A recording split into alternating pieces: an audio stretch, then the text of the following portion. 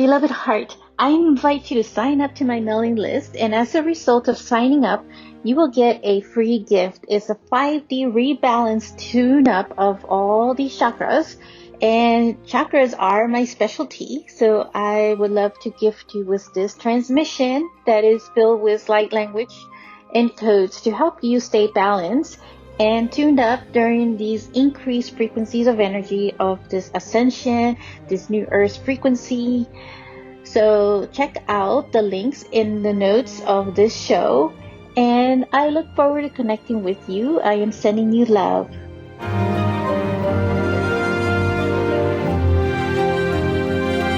This is the transfiguration of the new you. Hello, beloved. It's Monica Bermudez, your host for Ascended Earth, the transfiguration of the new human. Welcome back to another episode. In this episode, I would love to discuss the 3 ways to get out of a dark night of a soul. I strongly felt this impulse and urge to talk more about the dark night of the soul, especially with being in the eclipse season. And we have a lot of the eclipse going on. And the eclipse is when the sun and the moon, they, cast a shadow over the earth. And so there is this alignment that occurs with them, with the earth itself, creating certain shadows. So that's why I want to focus so much on it for us, because there seems to be an increase of the dark night of the soul. And some of it may be many tiny ones that last, very short time frame and that get accelerated and released in that moment. Because really what they are is a releasing type of energy. And being in the dark night of the soul is being casted mostly in the shadow, pretty much. So, and I also call it a personal outage. So, completely being in the darkness in that moment as well. And it also serves to be like a catalyst, but it is a catalyst for like a deeper awakening. And so, I want to just, talk a little bit more about what it is and then get into 3 ways to get out of it. I have become a bit of an expert actually at the dark night of the soul after having experienced tiny ones, mini ones, growing up in several different ways. And also, my biggest, most intense one that lasted so long for many years was after the divorce. And I do feel, though, that, that a lot of the energy with the eclipse, I was having a mini one actually just recently, but I just let it run through its course inside of me. In other words, just letting it be in that moment of shadow to release whatever was coming up in that moment, to let it filter out of me. And that's really what's happening with the dark night of the soul, is that a lot of stuff is coming up to the surface, a lot of shadow stuff that was hidden, that was at a very subconscious, very deep rooted level, that is resurfacing and is just being purged. And so what it needs, in some ways, it needs some form of attention, acknowledgement that it's there. So not trying to resist it or fight it is, one way to work with it. Because if you're trying to resist it and fight it, then it just keeps coming back stronger and stronger. And so, I'll jump into some more of that. But the dark night of the soul is a key, though, to factor, a key factor for the awakening. And there is a lot of that going on, the great awakening that we're in the midst of right now. There was, a lot of that happened during the pandemic as well. And I feel that now, because of the new Earth frequencies accelerated so much more for this year of 2024, And then, with the eclipse, it's also bringing in a lot of that acceleration because the eclipse energy is about transformation and change. And so we are also being purged, from a lot of the shadows that no longer serve. So really, it's completing cycles as well within ourselves. And in order to have like a form of reset in us as well, reset for a new beginning, or it's really like a death and a rebirth type phenomena for the dark night of the soul.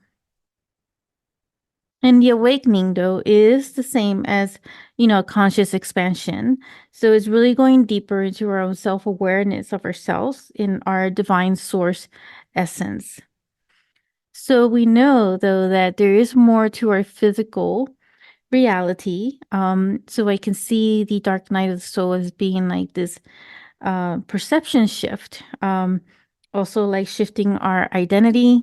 Um, because what we may have identified or something is also shifting. And so that's why it can feel like a lot of shadow that's coming up because there is this form of grief that occurs of, if there's a loss to something associated to how we identified ourselves to it.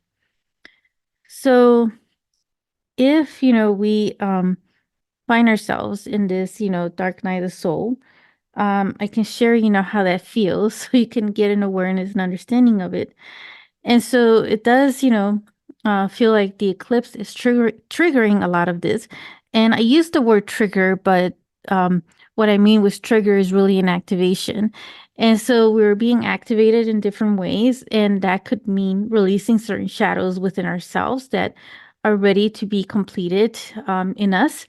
And as we're, becoming or evolving more into this new human form, or, being more in alignment with the new Earth frequencies, which are these higher vibrational energies that are also activating or triggering other codes of layers of DNA within ourselves too.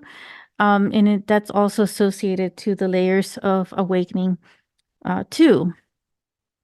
And so, yes, so the eclipse is a triggering point, is an activating point for us. And so I remember like towards the end of 2019 when there was another big eclipse, just like the ones that we're having right now, um, that I went into this other dark night of the soul as well, as I had just opened up this other cosmic mother portal above, the crown chakra. And so through the soul star, and what that brought in was like this accelerated amount of subconscious, very, very deep layers that I guess had been dormant there.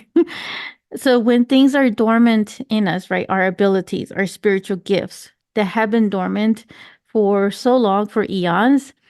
And so with that, maybe when it gets activated or reawakened, in other words, or this remembrance, it also unleashes any other shadows or anything else that no longer resonates.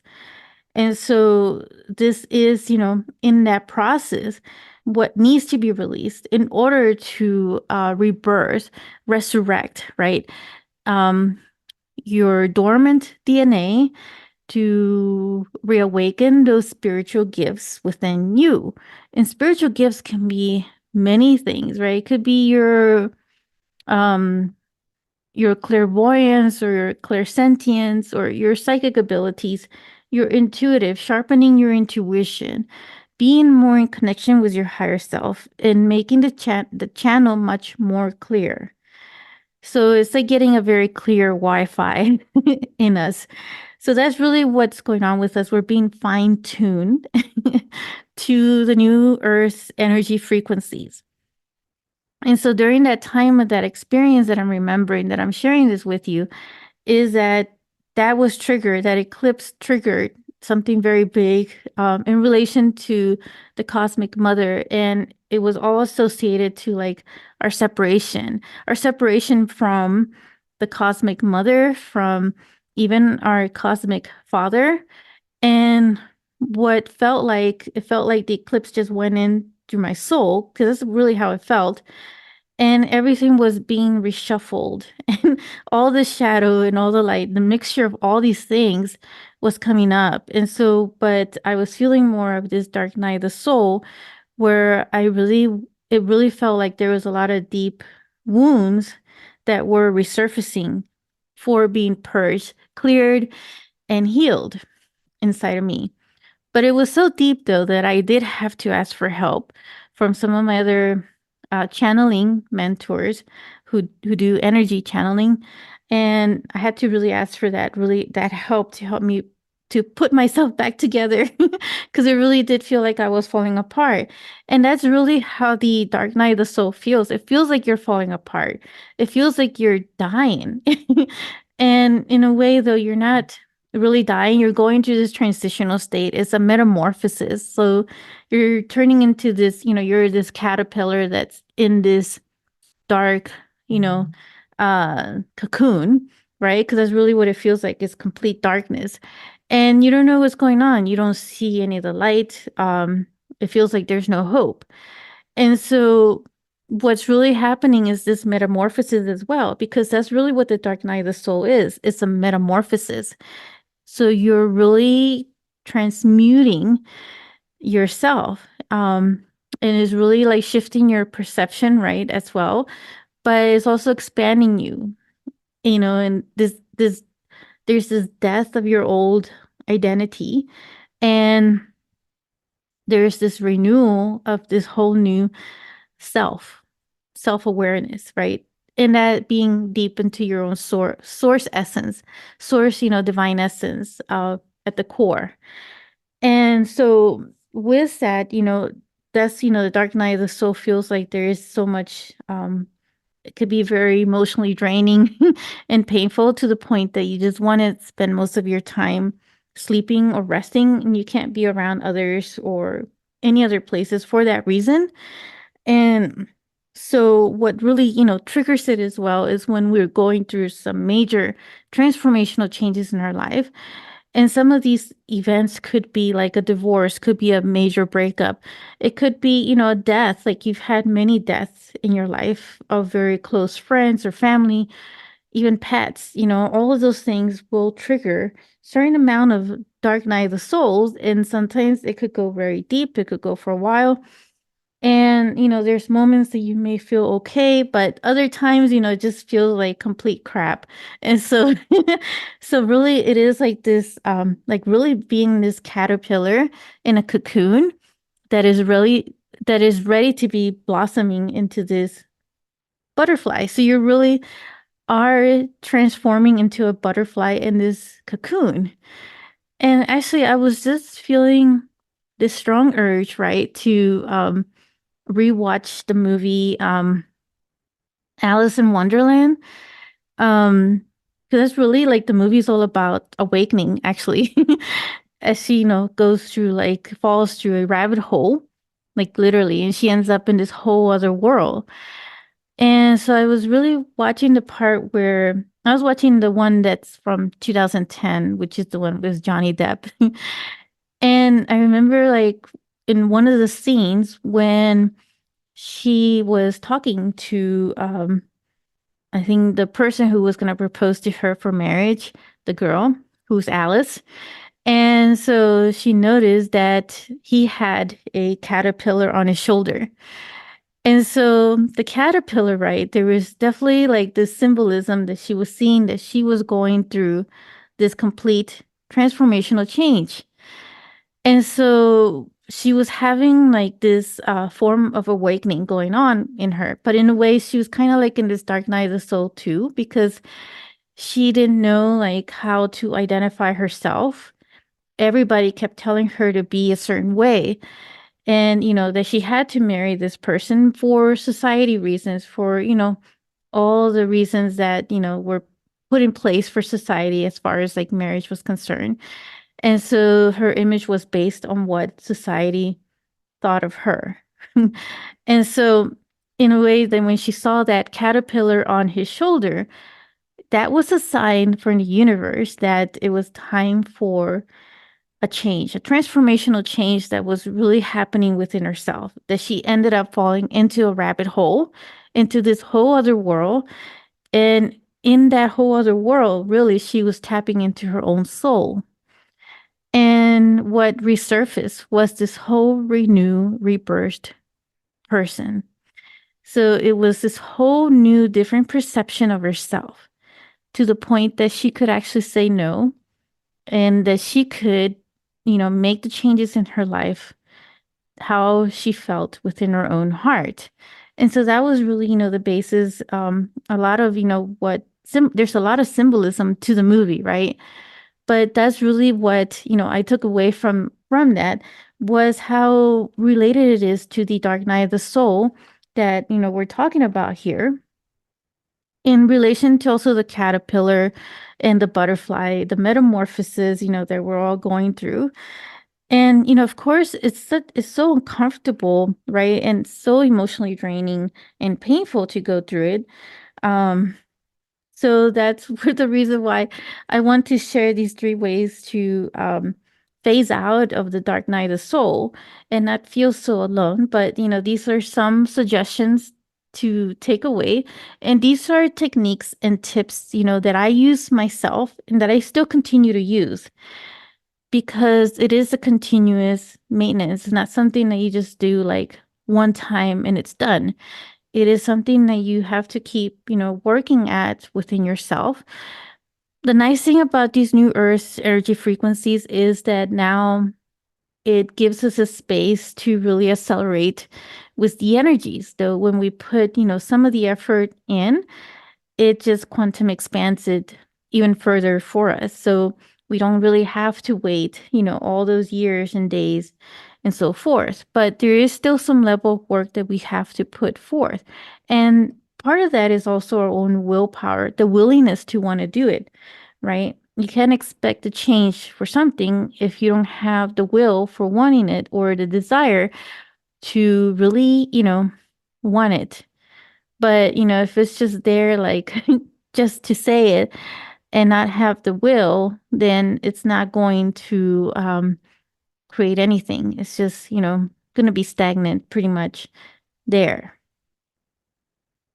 So the number one thing to do, which I did so much of when I was really deep into my dark night of the soul, especially after the divorce, was to really spend as much time as you can out in nature and more specifically be around more trees and plants and also just apply a lot more breathing technique.